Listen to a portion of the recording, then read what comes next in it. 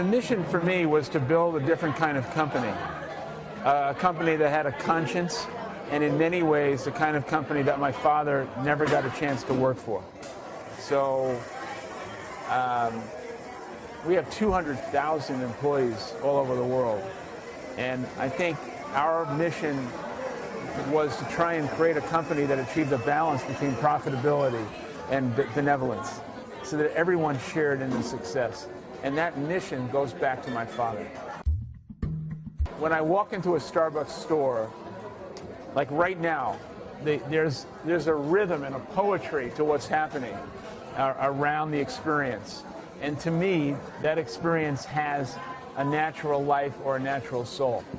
Now, when Real Madrid, the team, when I walked in, I went to a soccer game with Plasto. It was 80,000 people singing for 2 hours. That was soul. You know, just an incredible passion and common belief in something. I also think it's not something you can invent or fake. It has to be authentic. I think leadership is about creating a vision that people can believe and see themselves in.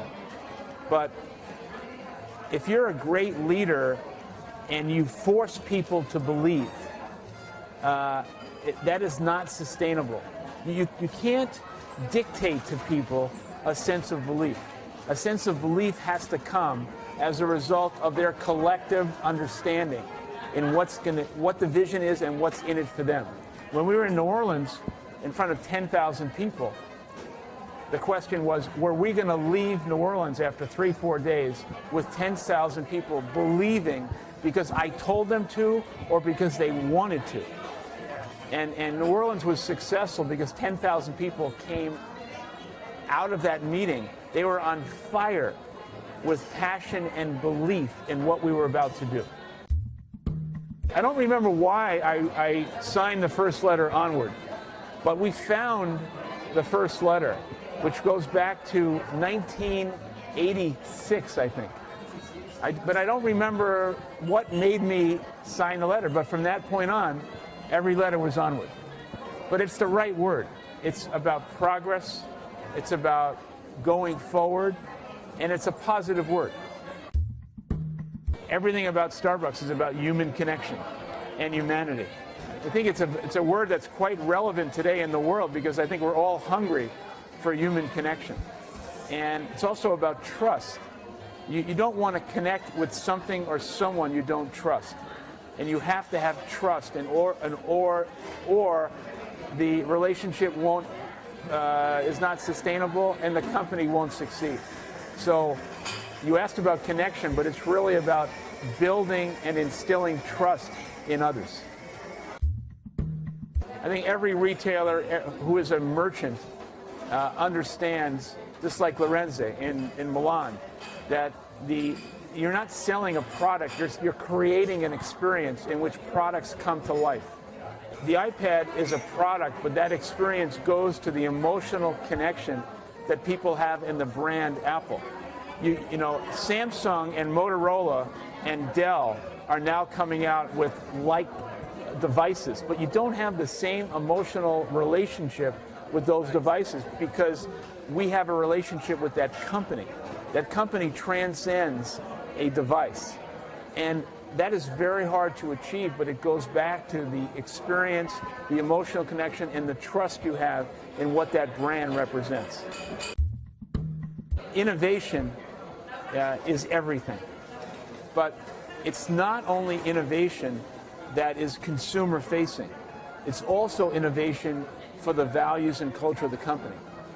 But any business today, whether it's media-based or technology-based or even Starbucks, every business has to recognize that the status quo is not a successful formula for the future. And you have to kind of move the status quo aside and be willing to almost cannibalize yourself. Because if you don't cannibalize yourself, your competitor is going to cannibalize you. And that's why you must push for your own self-renewal and reinvention.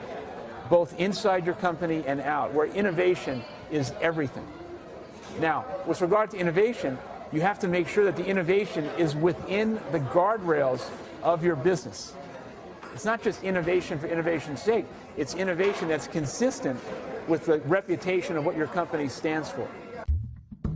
It's so important to build the kind of team that has expertise and competency in their special areas. However, when you recruit somebody from the outside, they have to have the talent as well as having like-minded values to the culture and values of the company. So it's not enough to go get a great talent if the values of the person is not consistent. It's like a sports team. You can recruit a great athlete to the team, but if he's not a team player, he might score a lot of goals, but the team's not going to win. So I think it's important to constantly challenge whether or not you have the best team, but that team must be consistent with a set of values and trust in order for the team to work. And I think it's important not to only think about internal, because there is great talent outside, and we want to be the best team we can be. The last couple of years, there has been a seismic change in consumer behavior. One, because of the economic situation, but also most significantly because of the rise of social and digital media, where we are all hyper-connected as a result of social media. And I felt that Starbucks, in order to be highly relevant in the world, that we have to invest and become very efficient in the understanding of social and digital media. So we're the #1 consumer brand on Facebook today and Twitter. And we brought someone on our board, Sheryl Sandberg, who's the #2 person on Facebook, to help us understand how to navigate through that. And today, we're getting calls from some of the most respected and largest corporations in America for them to come to sit with us as a company to help them. And we've made a significant investment over the last 2-3 years, and it really has served us well in terms of building the brand and building trust online. The American dream is not owned by America. The dream should be available to everybody, that no matter where you come from, rich or poor, you should have fantastic opportunities in your life. However, you have to put yourself in a position to win. What does that mean? I think you got to get a good education. You have to surround yourself with people who are smarter than you are, people who have like-minded values. And then I think you have to have the curiosity to see things that maybe other people don't see, and the courage to go after them. And also I say to people, young people, don't let anyone tell you your dreams can't come true. And in fact, I say, dream big, and then after you do that, dream bigger.